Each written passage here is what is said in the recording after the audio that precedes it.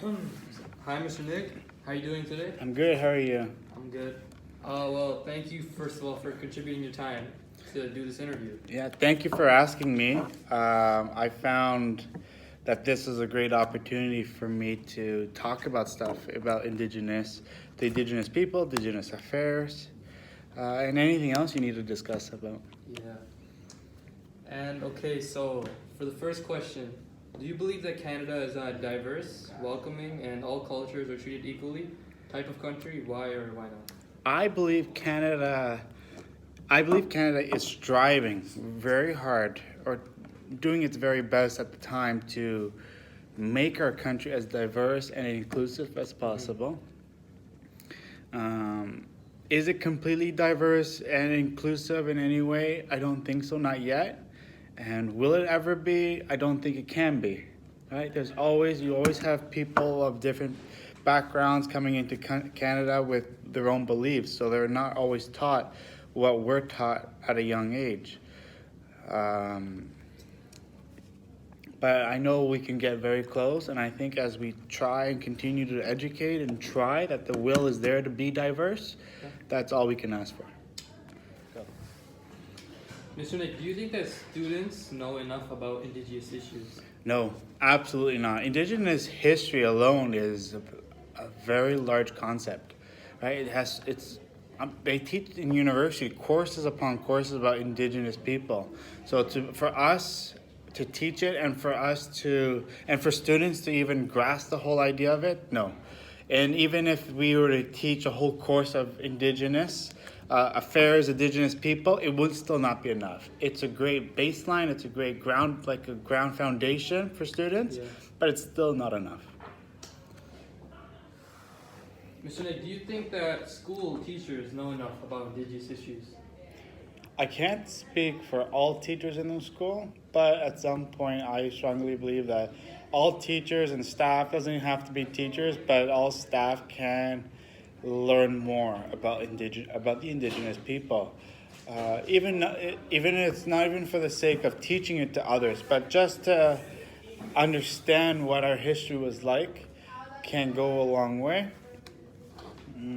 Um, I think the hardest part is, as teachers, is to find time to learn about Indigenous people. I know there's a lot of interest.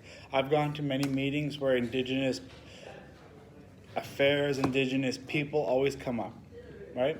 But it's also very difficult to find the time to get educated about it. It's not simple as reading a textbook and learning about it. I think what's really really good to have is go to a meeting, go to some kind of speech or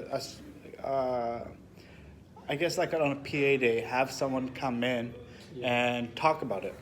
Yeah, I agree. Right? I just to add more, like it's very difficult just to read something and get a good idea of it. Right? Teachers need, and people, anybody, it doesn't even have to be teachers, but anybody should listen to someone's story to get a real feeling. Like, I don't know if you remember in our geography class, in our unit, we talked about residential schools. These are certain things not many people will tell you about or show you, right? So that's why I talked about residential schools. There's so many other things that you can pick up, especially in the news, but that's why in our geography curriculum, we focused on residential schools. We focused on where Indigenous people live and the different groups of Indigenous people. But again, teachers need to be educated more. Even myself, I would love to be more educated, so I can teach and be inspired more of the people themselves. What are some of the challenges that are faced by Indigenous Canadians? Well, that's a big question. Simple, but big all at the same time. So challenges could be wages, right? Fair wages, accessibility, like even like accessing food. Just that there's a couple places in our area, just north of the GTA, they have water advisories, which is trying to say that they don't have access to fresh water, clean water. Right? Here in Markham, Stouffville, anywhere close by has access to fresh water. But if you go on to Indigenous Reserve, they are having water advisories that they need to like get their water fixed, get their water boiled and cleaned before they actually use it. Yeah. So there are challenges, just basic needs. I find challenges. Income is a challenge. Their own rights is a challenge for them because they always continue to fight their challenge, fight their rights, fight their existence, right? They're no different than you and I, right? They are still people. That's how I see it. But they have a history. And unfortunately, Canadian history has made them, our history has fought against them for many years. And it also applies in the US. But I heard this one quote that Canada is far more advanced in helping Indigenous people than other countries in the world. That frightens me because we're struggling helping these people. And I just can't imagine what other challenges in other countries Indigenous people are facing. Right? Yeah. They should be embracing. We should be embracing their people, but I don't think it's seen like that. Right? Yeah, we do have a dark history. Yeah, we do have a dark history of it, and I think that's what students don't realize. And would it maybe till this day like still affect them? These residential schools and all this that's happening? So residential schools closed off in the mid '90s, but the history is still there, and the stories are still there. Like I think they've closed down the mall. They've closed all the schools down, but they've kept very few open as places where people can go visit, so they can tell their story of that school. Yeah. Right? Because like we were looking at a documentary and they were talking about some families where like they're still struggling to cope with this because like maybe their moms or dads have went to residential schools and some have survived, but like their life has just completely changed. Right. They're not used And they always say that it's because of how they were treated that some of them, it could be a stereotype, but some of them go towards drinking a lot. They're alcoholics. They're far more abusive because of their history. Right? And I know the government's helping, but there's definitely a misconnection of government help and helping and giving the money and the funds and the support needed directly to the people. Right? So there are many challenges, and that was just the tip of the iceberg. So what are some steps you think Canadians should take in order to support our Indigenous people? I can't speak for all Canadians, but as a Canadian teacher, I can make sure our students have a significant education on Indigenous. Like it's stated in the curriculum that we should be teaching it, but there's different ways of teaching it. I want to make sure that when I teach it, or the geography department teaches it, that it impacts them. So that way when they leave the class, when they leave geography, they have a foundational understanding of Indigenous people. Right? But I do see that, let's say an immigrant comes to Canada next year, right? Or the immigrants that have come to Canada the last 5 years, 10 years, right? How much of their education or understanding is there about Indigenous? I don't think the Canadian government has courses or opportunities for people to go and learn. And I think that's the problem. We see so much on social media, we see so much stuff on everything else, but we don't see stuff on Indigenous. Yeah. How do you think the government can help Indigenous people? How can I think the government can help Indigenous people? Well, now I know that they have certain policies to make sure there is work being done to help Indigenous people. But I also, money plays a big part. And I know the Indigenous people, the government has been giving Indigenous people lots of money. My thing is, I don't think there's a good amount of follow-up or of where that money's going. Because there's been numbers going out there, millions and millions of dollars of money going in to support Indigenous people. But with all that money coming in, you would think they have great homes, great services, right? But still, not much progress has happened. And I also recommend that I think the government, actually, let me go back. I think the government should try to locate, like there are some indigenous places, communities that are right on the water, but that water, like in Quebec, they get flooded every year. Yeah. So we're always going in, the military or somebody's going in to support them and move them out. Well, the government should take the stand and have them move in areas that are better for their own life, safer for them. Like I see in the news all the time, every year, every spring, there is some indigenous community that is suffering from flooding or from natural disasters of some kind. Yeah. I also find that the Trudeau government, I know, is like he could easily put gas lines, the piping. I don't know if you've heard that recently, heard but that. right. So the biggest debate, and it's been going on for many years now, the government wants to put pipelines across Canada and into the U.S. But the problem is, a lot of it goes to indigenous territory or indigenous land and other area. But the problem, and by doing that, you're going to contaminate the land by polluting the water, destroy habitats. Like if I was living there and I see a pipeline in my backyard or the pipeline's nearby near a water source, I'll be scared to live there. I would always think that, what if it leaks? Right? What if that stuff leaks and they won't tell us if it leaks? They'll probably hide it from us, and then over time, that can kill us. I don't know. That's what I'm thinking. So the government either doesn't put the pipeline in, moves the community, right, and everything paid for. I don't know. The government, I know, is doing more, but it should do more. Yeah, they do have some programs meant to like support if they're like financially unstable. They have some programs, but maybe they aren't like doing enough work, or they're not like reaching out to them. Now it's hard. Like you don't see it in the media a lot, and maybe that's where the government should promote it in our own lives. Like promote it in where we can see it a lot of. Like I know the government allows. There's an indigenous station. You know how they have CTV, CBS, all that? Yes. But there's also an indigenous station on TV that I think is subsidized by the government, so they can promote and talk about their own culture. I don't know. I do believe that the government needs to do more, even though they are doing more, but they need to continue to do more. Yes. How can educators help resolve Indigenous issues? How can educators help resolve Indigenous issues?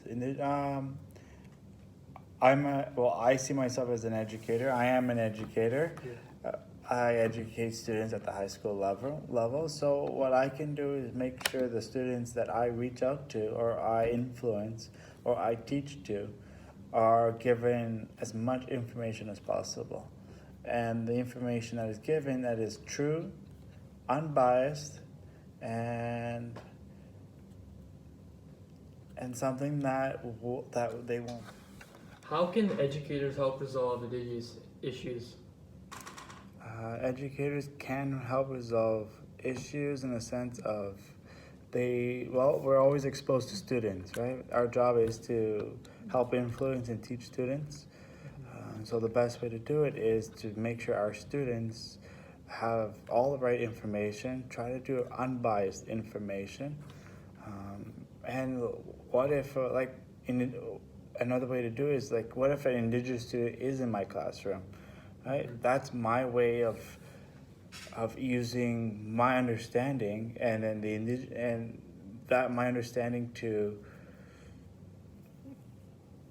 I've only experienced it once in my teaching career where I've had one Indigenous student, as far as I know, in my class. Yeah. And I've used that experience to learn from that student.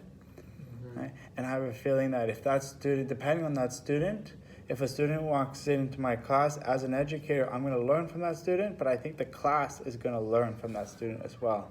Yeah. And that student that is Indigenous background will also learn from our values. Right? We'll learn. That's how I think that Canada is. Every culture, every ethnicity, we all learn from each other. And that's how it should be. That is the truth of diversity. What might be some ways that Canada could apologize for its past mistakes regarding the Indigenous people? Great question. Well, Canada's already apologized in the last decade many times. The Harper government apologized. The Trudeau government has apologized through the reconciliation process. Right? Trudeau came out and announced his opinion of it. Harper has come out a few times, or not as many times as Trudeau, but the Harper government has. So the Canadian government is working on it, right? The biggest thing was closing down all residential schools in the mid-90s. That was a big step. Should not have happened. Another part is, I'm not sure if it has happened, I can't remember, where the church takes a big initiative and apologizes as well. Yeah. Right? The church that in Canada played a humongous part on this whole thing. They believed their way was the right way and the only way it should be. Canada, can you repeat the question? Yeah, sure. What are some ways Canada might apologize for its past mistakes regarding the Indigenous people? So another way Canada can apologize is that it can't be just the government. I find the government's doing what it can, but I think the people, like us in the GTA, how can we make the difference? Right? That's what I think. It's the people that needs to change. Right? The people are not educated in the sense of what Indigenous is. You going to school right now, you're getting educated about it. All the next generations are getting educated more and more and more, with more information, more time. But in the last 20 years, if I had to talk to my parents about it, they wouldn't know what to say. That's what it is. And I think every generation learns more and more about Indigenous. Canada, it has to be up to the government right now, but it has to move away from the government. It needs to be the people itself to make more of a difference. Yeah, and the Indigenous people they're a part of shaping Canada. Right. We can learn from them, but they also have to.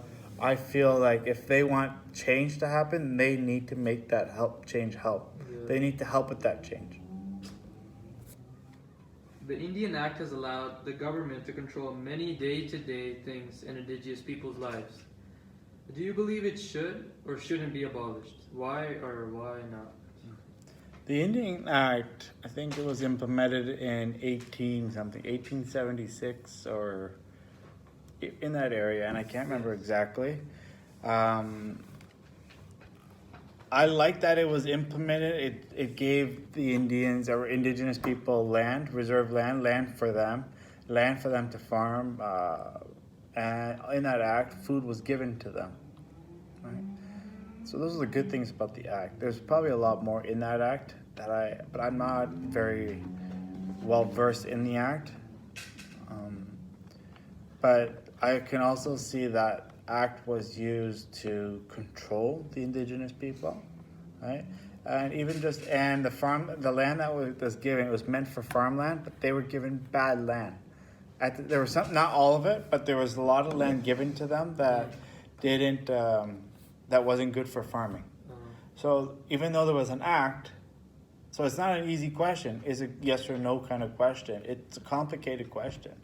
And it's a great question too. Thank you for asking it. It's just, I find it difficult to understand.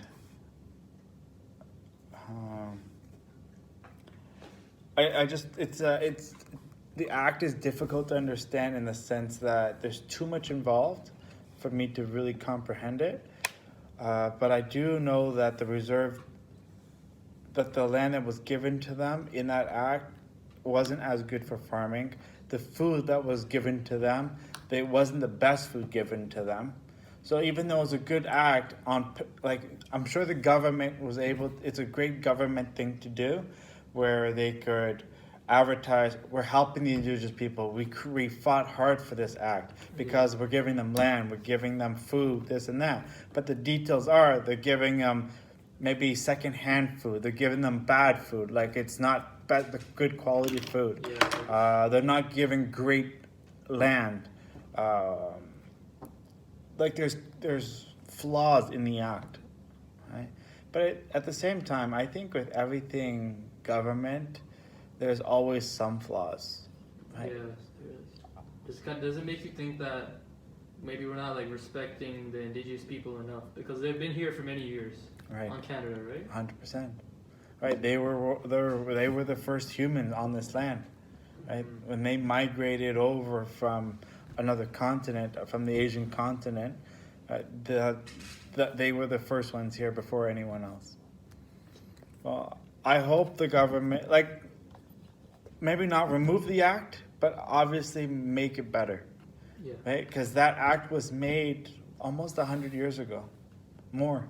So that act can definitely be edited, I guess is the right word. Mr. Nick, as of right now, how do you feel about our relationship with the indigenous people? Living in the GTA, it's difficult to understand it, I believe, because I don't personally, I don't interact with a lot of indigenous people, or maybe I do, and I just don't even know at the same time. It's not as explicit in what I see on a day-to-day basis. Um, my uncle lives in Thunder Bay. Yeah. He works for the Ministry of Ontario for transportation, and his job for Northern Ontario is to make sure roads are safe for the people living up north and for the Indigenous people. So he needs to check in with a lot of Indigenous communities in Northern Ontario. So he travels a lot, takes a helicopter, flies a lot too, to check in on certain Indigenous communities in Northern Ontario to make sure they have good access to roads and equal access, making sure the roads there have stop signs, traffic lights, they have dirt roads or paved roads. Right. So I know my uncle, for instance, I wish he lived here close by. I would actually have him come see you, and he would give you a terrific interview. Because I don't experience Indigenous people. I experience it through reading. I experience it through videos. I experience it through the news. Right? It's not a primary source. I don't like primary source would be actually talking to somebody about it. Yes. Right? Sorry, can you repeat the question? I just want to make sure I covered it Oh yeah. properly. So as of right now, Yeah. how would you feel about our relationship with the indigenous people? Yeah, so then I'll add to it for sure. Our relationship with Indigenous people is improving. I can't say it's bad, nor can I say it's good. I do know it's a work in progress and it's improving. Based on my understanding, it's a better relationship than what other countries have with their Indigenous people. Right? So, is it a great thing what we have right now? Relationship? No. Because if it was a great thing, there wouldn't be conflicts. There wouldn't be that pipeline issue. There wouldn't be communities up north having struggle with services. There wouldn't be a community that's even almost an hour away from us have trouble with water. So it's not perfect, but I think it is definitely a work in progress. Yeah. Mr. Nick, what do you think is the most essential element in the development of a nation? Sorry, can you say that one more time? Yeah. What do you think is the most essential element in the development of a nation? Most essential element in the development of a nation. Wow, that's really good. Great question. Is it okay if I ask you of some ideas? Yeah, that's true. Yeah. What do you think? What are some give me top 4, 3, or whatever you like. I'd say education Okay. could be a big one. Yeah. Democracy and government could be a big one. Okay. And say Oh, actually, that gives me a good idea. So yeah, so education, government. Okay. maybe like people. And even democracy. Yeah. Well-being of people. Yeah. Okay, so in something like that,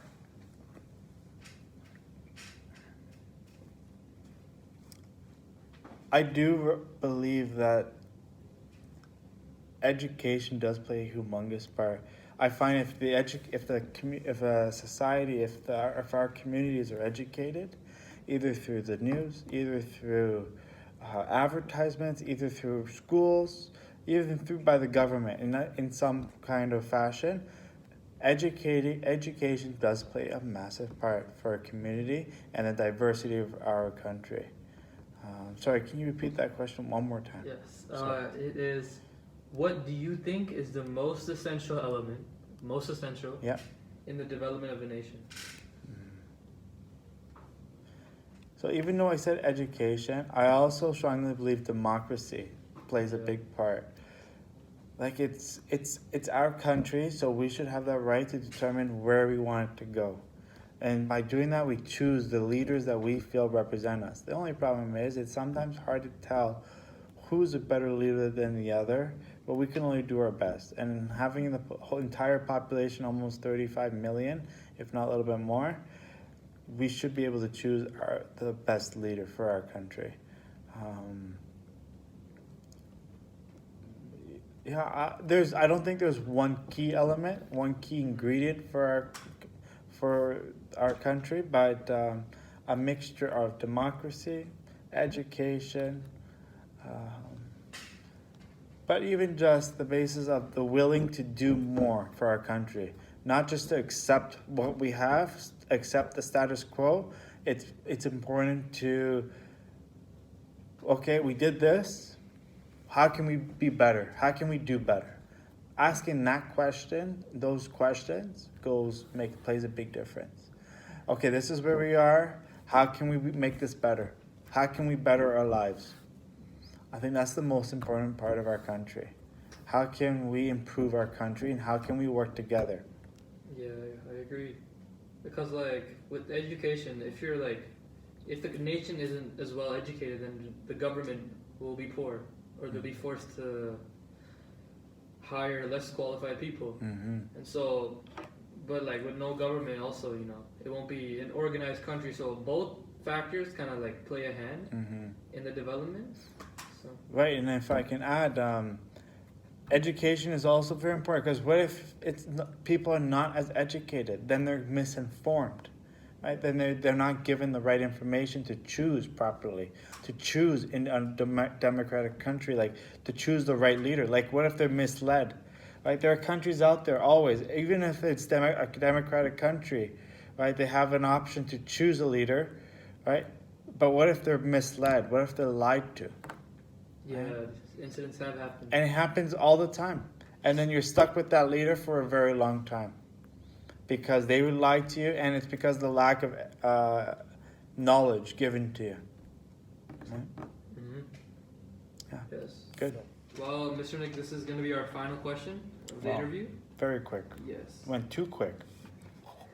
And it is, overall, what is your perspective on reconciliation? My overall perspective of reconciliation is that this sort of thing should have been done 20, 30 years ago for Canada. Like, it shouldn't be something new happening in, I think it came out in 2015, or the first parts of in 2015, because if I'm not mistaken, I'm not 100% on my dates. I think Stephen Harper gave the apology in 2008, and then I believe Trudeau said something in 2012, but then I know in 2015 Trudeau did the reconciliation Yes. and he created the Truth of Reconciliation, I believe, or the Commission on Reconciliation, something like that. Don't quote me on that, I can't remember. But I think that whole process should have been done sometime 20, 30 years ago, where would have been in the 90s, just right after residential schools. But the whole point of it is it's between Indigenous and non-Indigenous people, and making aware of what's happened in the past between the two of us, the two groups, right? And it's to make the public aware that residential schools were happening in Canada not too long ago. Their culture, it's a good thing. I find reconciliation is a good thing. It's a way of compromising. It's a way of bringing the light to the indigenous people, right? Yeah. Like, I think it was a couple years ago that there was an art exhibit at the Royal Museum, Royal Ontario Museum, and they were advertising it on TV. They were advertising on social media. Come check it out, and they were getting great numbers of the public coming in to check. That is, I find, reconciliation right there. We are making the public aware of Indigenous people. Right? And then I've also noticed that a lot of guest speakers, right, that come into the government, to any government event or school event or a business event, anything like that. Even like over the last week, the Meet a We event that happened downtown Toronto, one of the guest speakers was Indigenous background, right? At the Olympics, there was a big Indigenous component to it. Or at the Vancouver Olympics, I forget what year that was, the Winter Olympics, but a whole big theme was Indigenous. That is a great way to make the people aware of who Canadians are. A lot of people think it's a lot of all your different cultural groups, right? But they always forget that it's also the Indigenous people, and they play a big part in Canada's history. Right? And the harm that they have gone through. A lot of people don't realize, and sometimes they don't want to admit it, that a lot of it was because of the church, and that the church and the government agreed with the church. They were like strong allies together. Right? Yeah. So I like the whole idea of reconciliation, but I think it should have been done a long time ago. Yeah. 'Cause do you also kind of think that Indigenous people have lived here for many years, and they are like one of us? So do you think because before in the past there's been times where they haven't got to like sit down at the negotiating table, and like they haven't gotten a chance to talk in the conversation for like laws, like the treaty rights, Indigenous rights? Oh, that's really good. I completely agree. And maybe they were at one point, and maybe they are. But are they taken seriously? Like, how serious are they really taken? And who is actually being represented of that? So if they do choose an Indigenous person, who exactly is that Indigenous person? And how much of their opinion is weighted based on their own people? Right? Like if someone were to speak on my behalf, it would be like if someone speak on my behalf of education, I would hope that that person is supporting and looking after me in the long run. And that's the same thing applies with Indigenous people, right? It's someone that needs to be looking after them, or someone that speaks on their behalf. Because right now there's a lot of communities up north that are struggling a lot, even to this day, at this moment. Yeah. So We good? if you don't have anything to add, we. Oh yes. Okay. Well, if you don't have anything to add, that is the interview. Oh, very And good. that was great performance. Oh, no worries. Thank you. Anytime, if you have any other questions, Yeah. please let me know. I can try my best. Again, I'm not a professional in Indigenous affairs, but I have my experience through reading, through university, reading, keeping up on the news with it. I do my best. I do what I can. Yeah, and I'd like to thank you again for your time to do this. Thank you. Thank you, Smith, for giving me this opportunity. When you approached me about it, I said, wow, I thank you. Like, I didn't expect it, but Your thank answers you. were like pretty top notch. Thank you. Thank you very much. So I'm going to pause. Yeah.